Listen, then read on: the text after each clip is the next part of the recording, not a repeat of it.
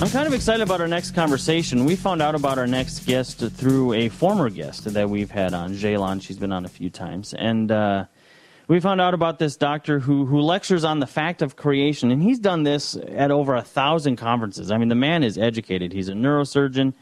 He went to the Imperial College of London. He went to Istanbul University. He's spoken at colleges and universities all over the world. University of Texas, Hebrew University in Israel, the Imperial College of London in the UK, just everywhere. And he's here to talk about a subject that is a lot of people are actually starting to question. As science develops, we're seeing more and more atheists leave atheism because they're running into some really big problems here and moving towards a creation sort of scenario. And I thought, well, who better than have a doctor in neurosurgeon medicine talk about this? So Dr. Oktar, or I'm gonna kill your name, sir. You're gonna have to say it for us. It's Oktar Babuna. Is that correct? Yeah, that's correct. Yes, Babuna. All right. Welcome to the show. And Don, could you turn them up just a little bit for me? So obviously, I mean, you're coming out and you talk about creation. That has to be something that the medical profession kind of pushes back a little bit from, don't they? Well, that's a very important issue because it is first of all, Darwinism claims that life originated by chance, but science says no, it did not originate by chance. There are fossil evidences or impossibility of the proteins to emerge by chance. Scientifically proves that there must be a creator, and that's a basic issue because Darwinism brings an ethical understanding to the humanity. If you put in the subconscious mind of the people, you're an animal struggling for survival, and you don't know anything to a creator or existence to a chance, and then you have to fight for survival. And if you're strong, you will survive, and if you're weak, you will get eliminated. This inevitably leads to violence and to terror. That is the reason why Darwinism is so important. And to bring the scientific evidences to falsify Darwinism is a very important issue. Well, and to me, one of the things that got me on the side of creationism is this idea that humanity is the superior species, yet in reality, we're the weakest. We wouldn't have survived these millions of years of change in order to get to where we are. I can't see at night. I can't run fast. I'm not born with the ability to swim. When you look around the animal kingdom, they have claws, they have night vision, for goodness sakes, my 10-pound dog can outrun me. So we're not the perfection of evolutionary design. But definitely, I mean, since there is no evolution, there is no perfection of evolutionary design, but there is something which makes humans very different than the animals, which is the soul. For example, we can think, we can judge, we can take the electron microscope and do research on our own bodies. We can build Paris, London, New York, and we can build civilizations, we can speak. That makes us very different than the animals. Having the soul, the consciousness of which is part of the soul, and that makes us very different from the animals. But you're right, of course, humans are not very strong. We cannot survive when we don't stay at our homes, for example. We have to be protected. But the main difference is the soul. That makes us very different from the animals. Well, some people might argue that your soul doesn't actually exist, and they might say it's just our mind has been so developed that we needed to create systems and structures in which other humans can interact with people, and that's where we get society and ethics and all this other sort of stuff. Because as I listen to some of these atheists who kind of support Darwinism, they have this explanation for everything that is unexplainable as just societal evolution. So how do you think societal evolution plays into physical evolution? Well, there is no evolution. First of all, we should understand that. The thing is, and that, for example, about the consciousness and the existence of the soul is a scientific fact, and I will explain you why. For example, I'm a neurosurgeon. Everybody knows this is a scientific fact which is taught in the high schools and the universities. The way we see is there are electric signals in the brain. There's complete darkness in the brain. So the eye converts the photons, the simulation of the photons, into electric signals. So does the ears, and the touching sensation and smell and taste are all converted to electric signals. So in the brain, only electric signals exist. But these electric signals are interpreted as a three-dimensional, colorful world, as musical sound, for example, as the taste of the banana and strawberries, or smell of the perfume. or touching sensation, the hardness of the matter, for example. So there must be an inner eye which can see, there must be an inner ear which can hear, there must be an inner nose which can smell, and inner tongue which can taste.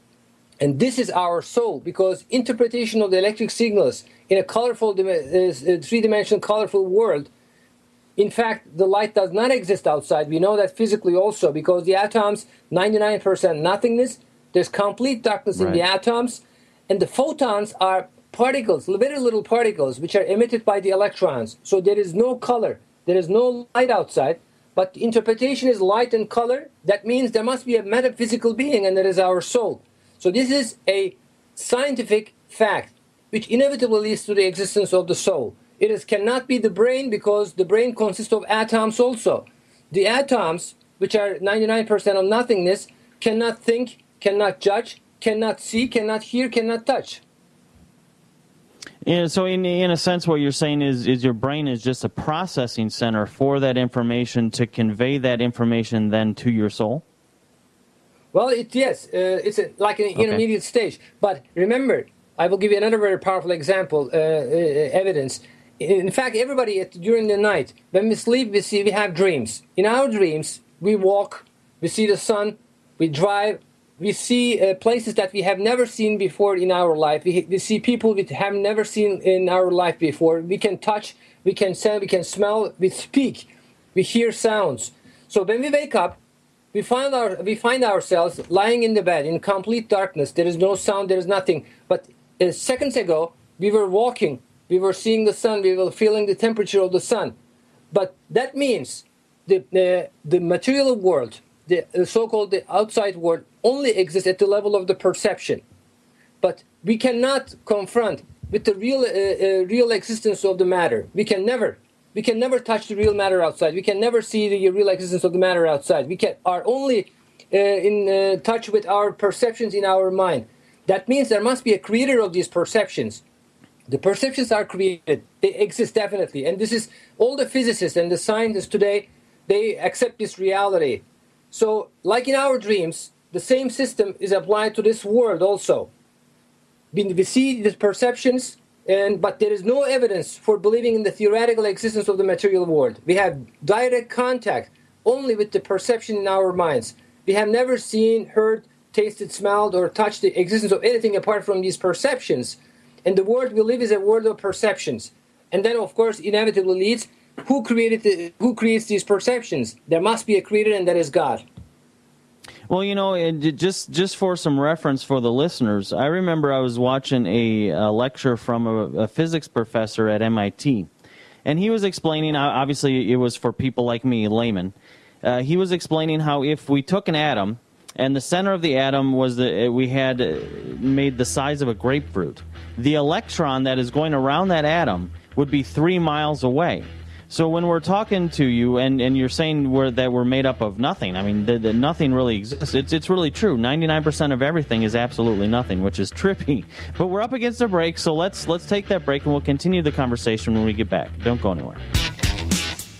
The thing I love about science is that logic and reason reign. I mean, everything has to make sense. And we're seeing a rise of scientists who might not have a certain religious belief, but just scientifically, they're starting to say, well, maybe the universe is just a hologram. Maybe we don't understand it at all. Maybe it's just an electromagnetic creation in somebody's imagination. I mean, there are a lot of high-level scientists who are starting to say, yep, there is no possible way. There's no possible way that this was a Big Bang sort of random chance circumstance. It's just not scientifically possible. And we're talking about that topic with Dr. Oktar Babuna. He's a neurosurgeon, a scientist himself, and he lectures on this subject. So kind of pick up where you left off, sir. And we were talking about how there's nothing really around us. We only perceive existence. And studying radio waves, I mean, I know that everything has a frequency, including the desk that I'm working on, that the only reason I can't pass through it is my frequency is out of harmony with that frequency, so it stops me. There's actually nothing physically stopping that from happening. Well, a lot of physicists accept. For example, I'll give you another powerful evidence, which is called the double slit experiment. It is a well-known physical experiment. Yeah, in this double slit experiment, they sent electrons through one slit first and then through double slit after that. If they send the electrons through one slit, it acts like marbles, like particles. All right?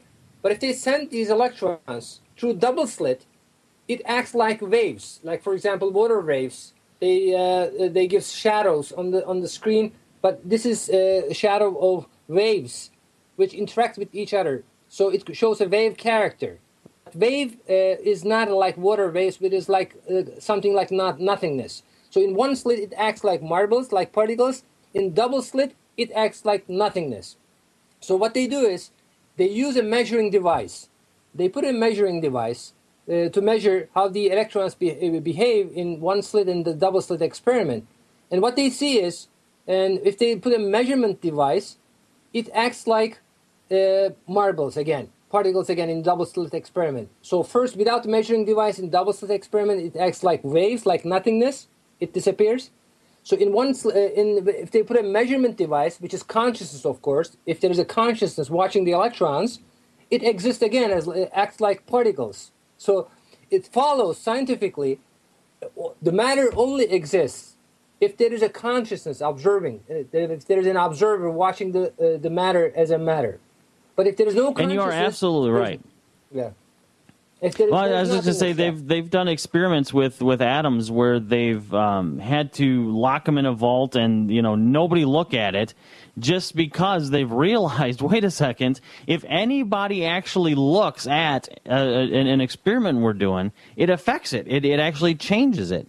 So not only is what's around us only perception, but the reality of what is around us is determined by that perception itself. I mean, it kind of gets really trippy, but that's the way it's working out. I mean, that's what the scientific research is showing. Yeah, that is a pure scientific fact. It's not a philosophy or a belief.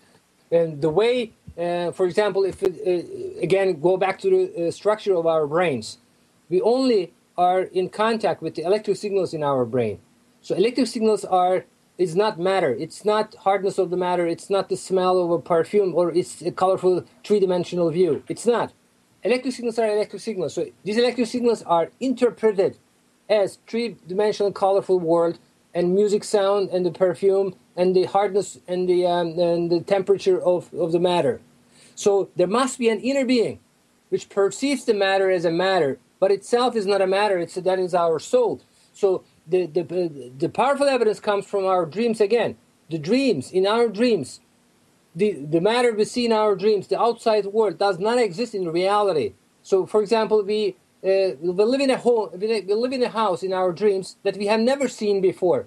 We see people that we have never seen before. We do weird things, and the physical laws are different. For example, sometimes we can fly in our dreams, but in fact we can, of course, because of the gravity and our we don't have the flying equipment. We are not equipped to fly. We cannot fly. We know that scientifically, but in our dreams we can fly. So also in our dreams we are created with a different memory.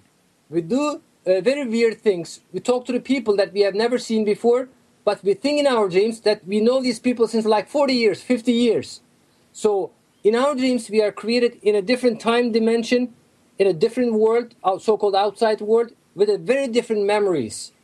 So the same system can be applied to this world also. When we wake up, we call this is a real world, and that is dream, because the dreams are shorter, and the vision of this world is clearer, of course. But this is not a basic difference.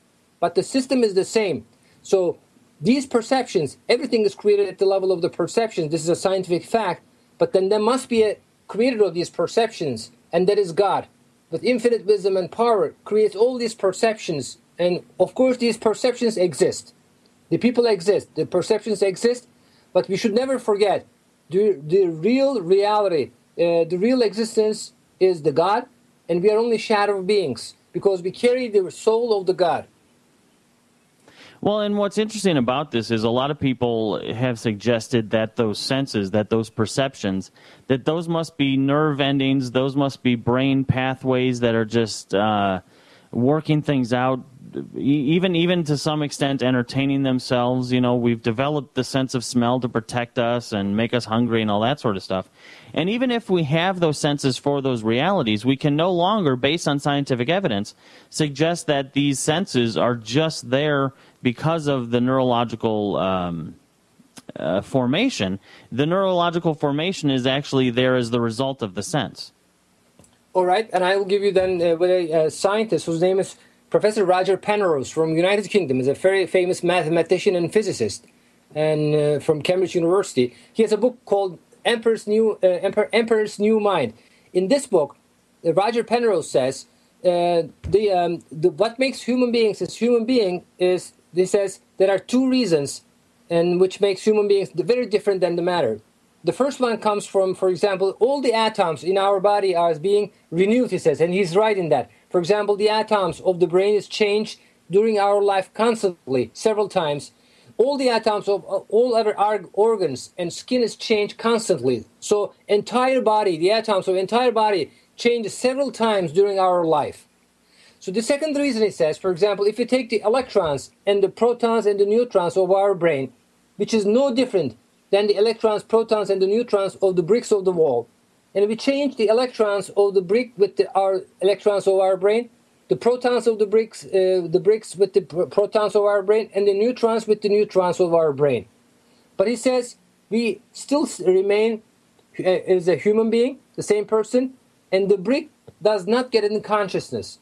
So he says that proves us it is not the matter which gives us this consciousness.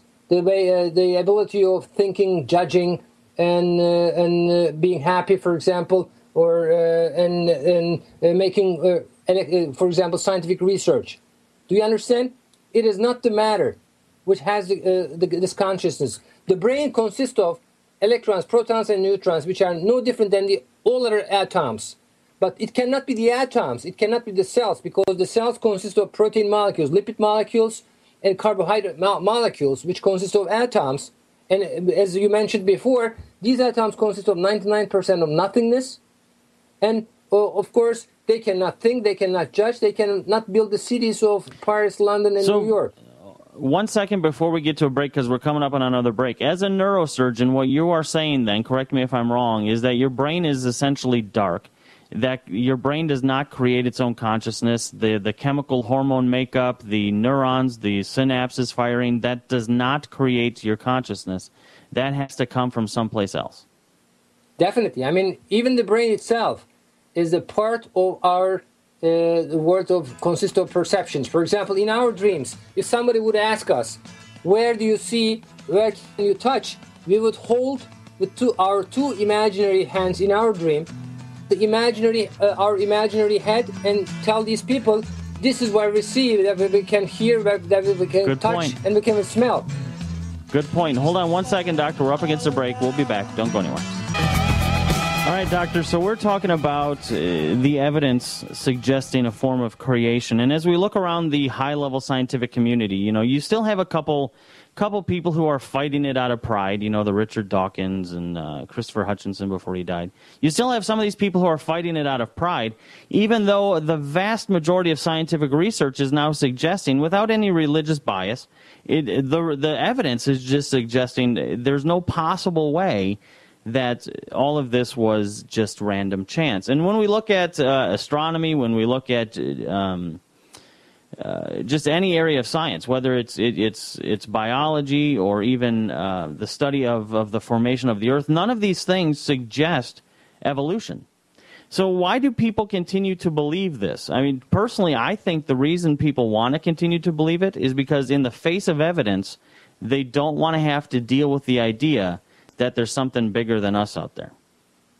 Yes, I will quote from Richard Dawkins, and he explains very well, actually, why Darwinism is defended against so many scientific evidences, although science falsifies Darwinism. He says, Richard Dawkins says, before Darwin, it was difficult to be an intellectually fulfilled atheist, and Darwin made it easy to become an intellectual atheist. That is the reason to keep atheism alive. The Darwinism is defended against so many scientific evidences. And also, for example, Wow. Charles Smith, he's the president of Atheist the Foundation in the United States. He said, evolution is atheism. And to keep atheism alive, these people defend Darwinism against so many scientific evidences. How do we know if evolution happened or not? From the fossil evidence, of course. Even Charles Darwin makes a statement that he says we can find the scientific evidence of whether evolution happened or not only in the fossil evidence, he says. But in the same book, Origin of Species, Charles Darwin also says there are no transitional forms. The pathological asymmetrical transitions between species, which is a must for evolution. Evolution, they say, happened gradually, step by step. So there must be a pathological asymmetrical transitions. And we must have this in the fossil evidence. But we have 400 million fossils today, but we do not have any transitions, not even a single transitional form. The species appear abruptly, complete, and perfectly formed. For example, Stephen Jay Gould. He's a very prominent Darwinist paleontologist of the 20th century. He died several years ago for Harvard paleontologist. He said, fossils have two features, a sudden appearance and stasis. Stasis means they don't change during the tenure on the Earth. For example, they appear at the Cambrian period, 500 million years ago. Starfish, for example, it doesn't change up to date. It remains exactly the same. That means, of course, no evolution. And Charles Darwin also says in his book, this is a quote from Charles Darwin, why species have descended from other species by insensibly fine gradations. Do we not everywhere see innumerable transitional forms? He questions. And then he goes, but as by this year innumerable transitional forms must have existed, why do we not find them embedded in countless numbers in the crust of the earth? He says, geology assuredly does not reveal any such finely graduated organic chain, and this perhaps is the most obvious and gravest objection which can be urged against my theory. He's right. There are no transitional forms. Of course, no transitional forms means no evolution. And if you look at the 3.8 billion years ago, the first living cell on Earth, the cyanobacteria. Cyanobacteria are red and blue algae, which can do photosynthesis, which we have today also, the cyanobacteria, appear all at once. This was published in Nature magazine, Science magazine, all the scientific magazines. Australia Church region, 3.8 billion years ago, all of a sudden, complete and perfectly formed, which can do photosynthesis. That is creation, of course. It's not evolution. Because step by step, formation by chance, it's scientifically and logically impossible. If you take a single protein molecule, as you know, for example, in human bodies there are more than 200,000 different protein molecules. In the nature there are trillions of different protein molecules in millions of species. If you check a single protein molecule, which is a building block of a cell, single protein molecule, whether it can emerge by chance or not, the answer is impossible. It's not low chance, it is impossible because proteins can only be formed by other proteins, enzymes. At least 100 different enzymes must exist at the same time. This is not enough. A DNA must exist because the proteins are encoded in the DNA, the right sequence of the amino acids. This is not enough. Energy is required. The energy organelle of the cell must exist, mitochondria. This is not enough. A complete living cell must exist to form a single protein, produce a single protein molecule. This demolishes evolution completely. This is, of course, creation. And of course, the life, life, this is also a rule in the biology textbooks. If you can look, Campbell, Rees biology textbooks, these are the most famous Darwinist textbooks of the biology. They have the same statement. They say, life is only generated from life. Each living cell, each living cell is formed by the replication of another cell. In this respect, the first life on Earth must have originated from other life. This is a reflection of God's epithet of high. That means the owner of life.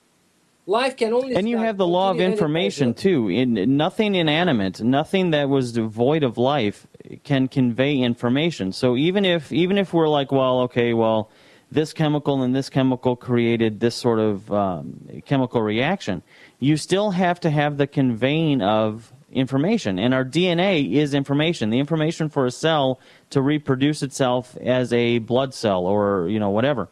That information has to be conveyed, and information cannot come from inanimate objects. There has to be the replication. So, the theory is just void. There's no possible way that you can be a logical thinking person, somebody who respects evidence, and still believe in evolution, still believe in this random chance, which is why, as you suggested, the only reason they defend it is so they can defend their religious belief, which is no deity. And, you know, that just comes down to stupidity and pride. There are a lot of very intelligent, stupid people living amongst us. But before we let you go, because we only have a few minutes, I want to talk about something we were talking about during the break, and this is the idea of the infinity. Einstein had a problem with it. Everybody seems to have a problem with this idea of contemplating infinity. It gives us a headache when we try to comprehend this. So talk a little bit about that. Yes. Time is a dimension which is created for us. It only exists at the level of perception. In reality, there is no such thing as absolute time. How do you know? For example, Einstein also claimed the relativity of time. Time is relative, he said. It depends on the speed and the mass of the objects. So what is time then? What is the scientific explanation of time? The scientific explanation of time is, which is a dimension that we live in, we have our memories. For example, we have the memories of the childhood, the primary school, the high school, the university, and then the moment we came into this room. For example, you came into the radio station and I came into my room over here. So every time we get a new information, for example, this is a sound noise that you heard. This is the second one I made. And by making comparison between the previous memories, we get the perception there is a time passing between these two new information by the comparison of the memories. How do we know that? For example, if we would wipe out our memories completely, we cannot keep anything in our memory, we completely lose the perception of the time. That's the reason why people who stay in coma, for example, 10 years, 20 years sometimes, they wake up all of a sudden and they don't remember. The last thing they remember is the last moment they went into the coma, and there is no time for them between the time perception of 13, 15, 20 years. Also in our dreams, for example, we see the dreams, we know, scientifically we know, dreams only last for a few seconds. But we get the perception, we get the feeling of, we were in our dreams like there were days, weeks long, we were alive. But in reality, the dreams objectively only last for a few seconds. So the definition of time is the comparison of the memories gives the perception of time. So God created that for us. But God is beyond time. That means God is infinite, which means in infinite fraction of a single moment, infinite fraction of a single moment, God created the entire infinite life and finished it. Can we comprehend that? No, because we are created in the dimension at the dimension of time. So it is very hard to comprehend the infinity, but this is also a scientific fact which inevitably follows from the scientific evidence that I've just given. You know, when we talk about these things, there's obviously going to be people who just refuse to accept science as evidence. And they always say, well, your scientific evidence is just because of religious bias. When in reality, when you look at the evidence and you see how this atheist view perpetrates science, it's actually that atheistic religious view that is corrupting the evidence. And it's just time that we put on our big boy pants and realize, yeah, you know what? Something created this. And I would think as a logical grown adult, you would want to determine who that is, what they want, where we all came from. And it doesn't even include aliens, because if you think about it, somebody invented the aliens. They work on the same scale of matter and rules of physics. So that's not the answer either. So don't say aliens did it.